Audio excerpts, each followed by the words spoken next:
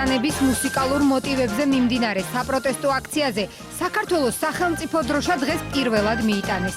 ისიც მხოლოდ მას შემდეგ, რაც რეალ TV აქციებზე სახელმწიფო ატრიბუტიკის არარსებობის შესახებ რეპორტაჟი მოამზადა. აქციაზე სახელმწიფო ატრიბუტიკის არარსებობა მხოლოდ ქართველ ჟურნალისტებს არ გაკვირვებიათ. ალბათონო ნინო, რატომ არ არის თქვენს აქციებზე ეროვნული დროშები და კიდევ როცა ელიტარულ კორუფციაზე საუბრობთ, გულისხმობთ თუ არა საკუთარ თავს?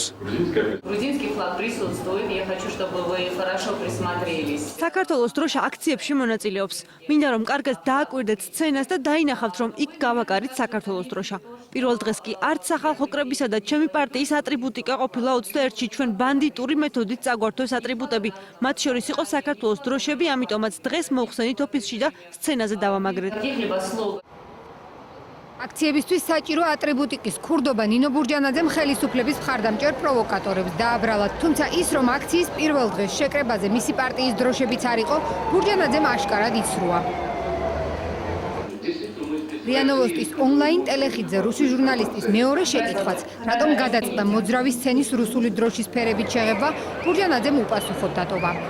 მიუხედავად ჩემი ძალიან დიდი პოლიტიკური გამოცდილებისა მიზნელდება წინასწარ გავთვალო რა აზრების შეაწუხებთ ზოგ-ზოგიერთებს, რადგან ფერებს ყურადღებას არ ვაქცევ. საპროტესტო აქციის მეოთხე დღეს სახელმწიფო დროშების არარსებობა თემურ შაშიაშვილმაც შეცდომად მიიჩნია. ყოფილიყო ამაში ცუცურ ხედავ. ან რომ ყოფილიყო და რომ იყოს, ამაში მე არავითარი ცუდი არ ამობს. სასურველია ყოფილიყო, მე გეუბნებით პირდაპირ.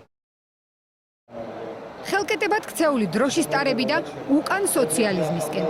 წითელი, ლურჯი და თეთრი ფერების კომბინაციით მორთულ სცენასთან კოსტავას გამზირზე ყოველდღიურად 400-500 ადამიანამდე იკრიბება.